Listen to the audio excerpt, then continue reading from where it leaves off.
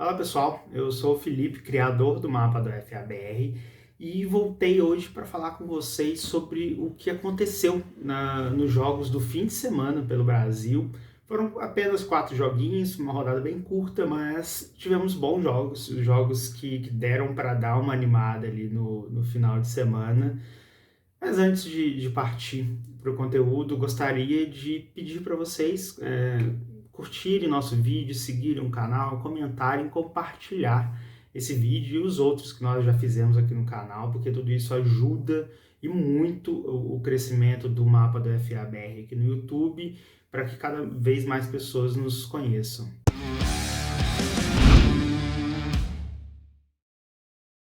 É bastante impressionante como o Campeonato Paranaense ele conseguiu produzir bons jogos de todos os times, exceto daqueles que estão na conferência chamada Elite, né? É no mínimo engraçado.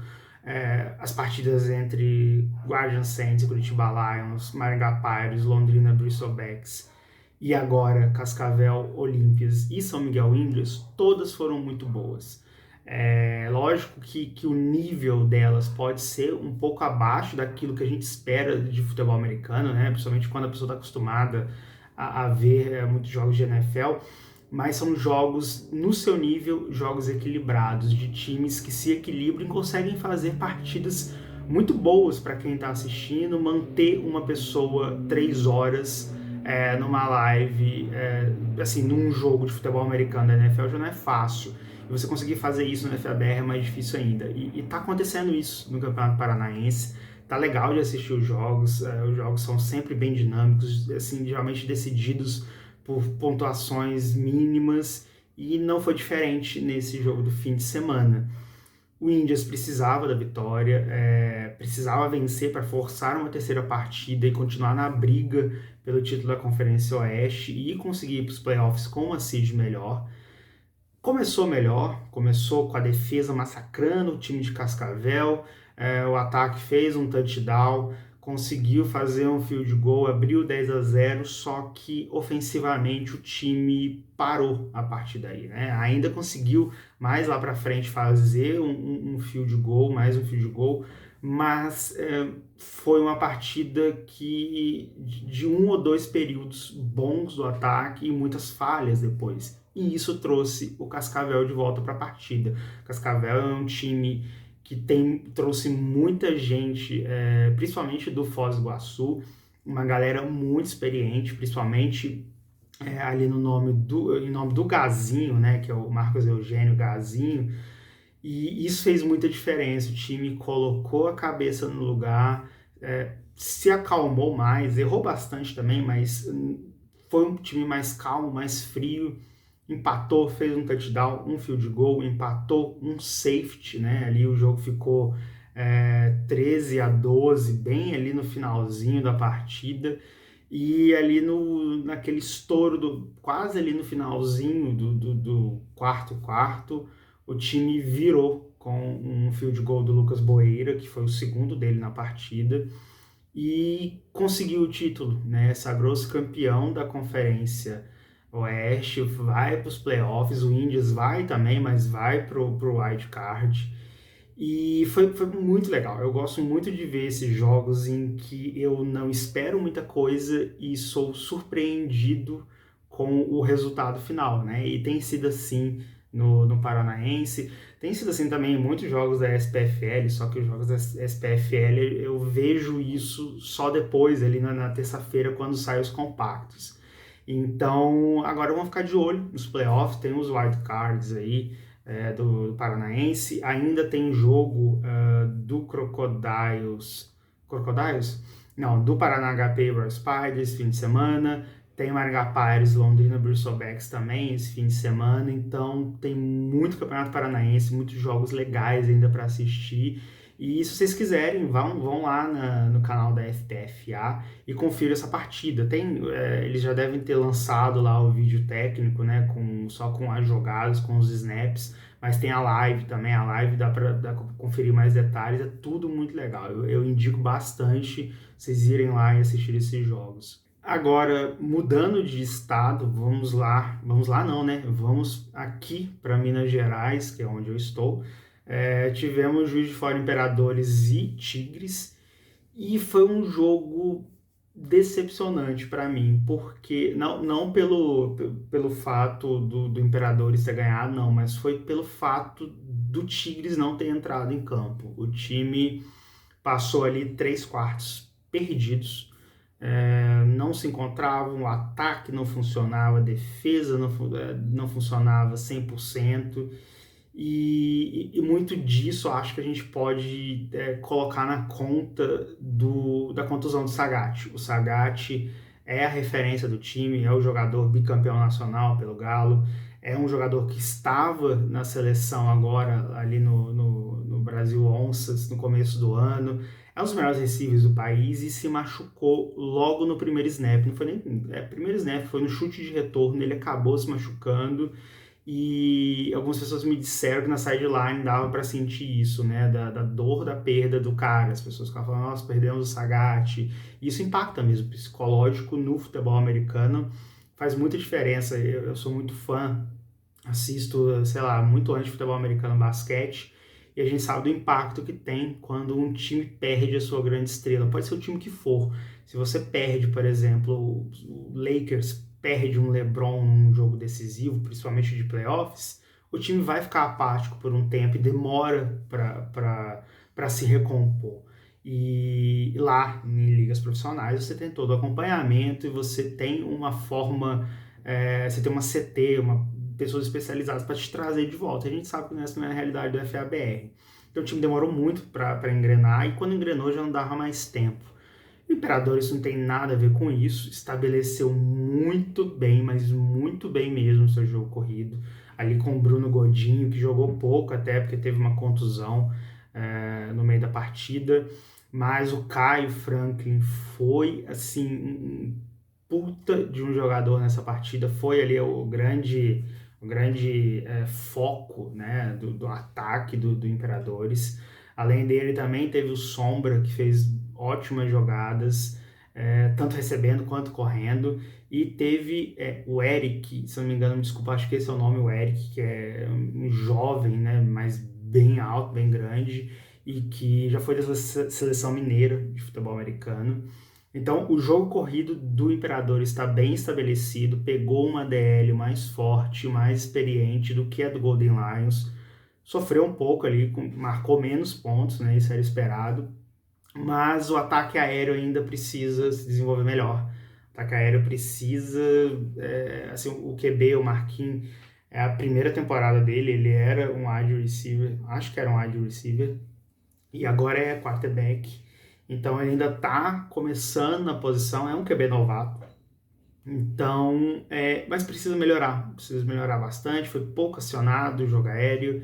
Espero que isso evolua ao longo do ano para que a gente tenha alguns drives um pouco mais dinâmicos, né? Não só aquela coisa do jogo corrido a todo momento. E falando sobre o Tigres também, por exemplo, o jogo aéreo do Tigres não funcionou. Se eu me lembro bem, o Guilherme acertou o primeiro passe dele no terceiro quarto. Foram poucas tentativas também, foram, sei lá, 9 tentativas no primeiro tempo e nenhum acerto. Sendo que na partida anterior ele acertou quase todo, acho que 10 de 19, 160 e poucos passes, jardas aéreas, fez 5 passes para touchdowns. Então foi uma partida bem inferior. Lógico que ele pegou um time muito melhor do que o Tigres, do que o Golden Lions na última semana, mas acredito que o aspecto psicológico pesou, né? A saída prematura ali da referência do time pesou muito no elenco, que é um elenco pequeno, né? Ali um roster bem reduzido de jogadores, tinha muito jogador dobrando, então esse sacrifício teve que ser ainda maior, né? Lidar com a dobra em campo e ainda com essa questão psicológica deve ter sido bem pesado. Mas agora o Imperadores vai para os playoffs direto, né? Aguarda ali o vencedor do Wild Card, se junta ao Cruzeiro, que são os dois times ali que garantiram a vaga direta. E agora vamos para a fase de wild card, né, os playoffs de fato agora do Mineiro, da primeira fase, assim, né, que é a do Gerais Ball, e mais para frente a gente já tem ali a entrada do Galo e do América Locomotiva, e vamos ver o que esse campeonato reserva para gente. Bom, indo lá para o Nordeste, tivemos no domingo também a partida entre Patos da Paraíba, ali no interior da Paraíba, contra o Ceará Sabres. Foi a primeira partida do Patos e a segunda do Ceará Sabres pela Copa Nordeste. O Sabres perdeu a primeira para o Bulldogs e perdeu agora, novamente, para o Patos, que é um time que se reforçou para essa competição, né? Tem ali 2 americanos, sendo que o deles, o Lamarco, fez 2 touchdowns, né? Teve bastante impacto na partida. Eu não consegui ver o vídeo, mas eu tenho alguns conhecidos que estavam lá. E, de fato, o Patos foi um time melhor. É um time que tem uma ou outra peça ali do Spectros, né? Que foram jogar ali vai jogar ali a Copa Nordeste.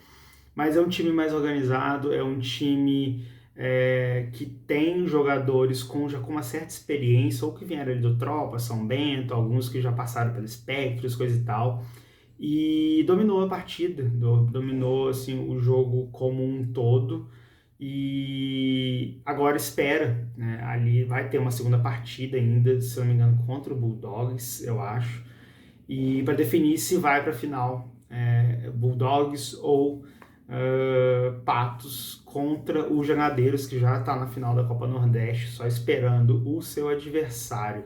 É sempre bom ver mais jogos na Paraíba, porque a Paraíba sempre foi um estado dominado pelos Spectros, mas o Spectros não é o único time do estado, né? Sempre foi o foco, sempre pegou os melhores jogadores, mas a Paraíba se tornou muito como o Espírito Santo, né? Um estado que tem muitos jogadores bons, porém que estão todos num time só, e acaba que os times do interior morrem porque não conseguem sequer bater de frente com a sombra do time principal, que no caso da Paraíba é o Spectros.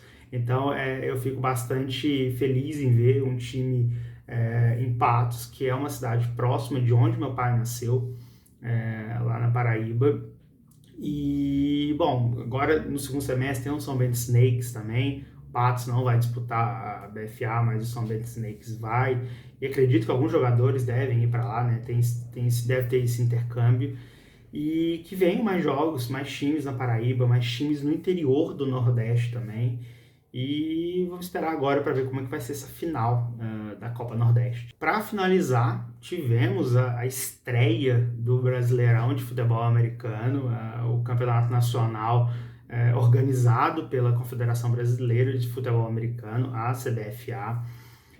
O grupo N, que é o grupo do Norte, ele foi adiantado porque o calendário lá é um pouco mais complicado, distâncias maiores, então a parte financeira pesa, então o calendário deles tem que ter tem que ser mais longo, né? Começar antes e terminar mais ou menos ali junto com os demais. Manaus enfrentou o Porto Velho Miners lá em Manaus. Não deu para ver a transmissão desse jogo porque ela não ocorreu.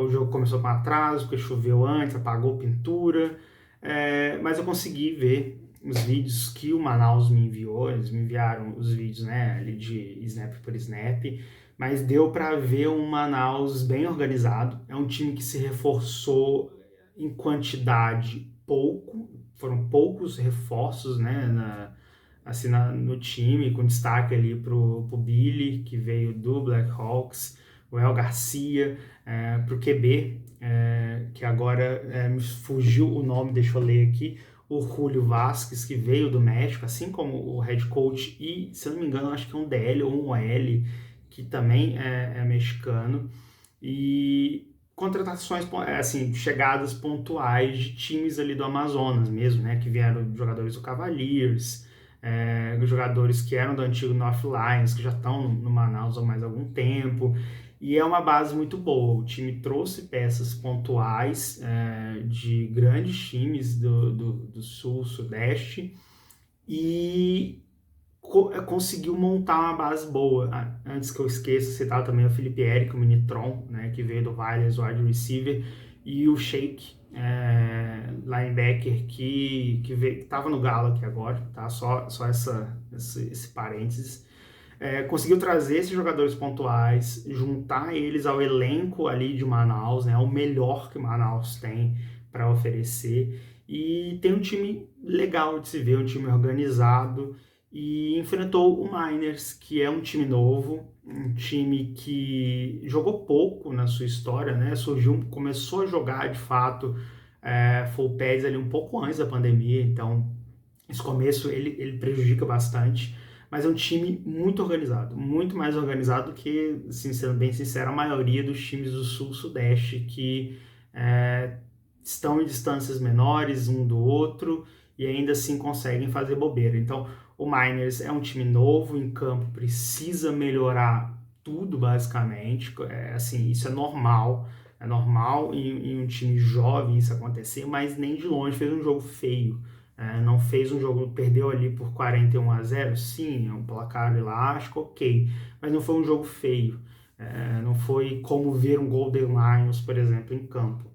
Então, é um time organizado, um time de um estado que nunca disputou torneios nacionais. Rondônia está entrando nesse cenário agora, e isso por si só já é extremamente assim, relevante e histórico para o esporte. Então, bom, o Manaus ele segue como favorito, né? Assim, é o favorito absoluto para conquistar esse grupo N no Brasileirão e também quando chegar na BFA. BFA também é ali um dos favoritos na Conferência Norte. E foi bacana de ver.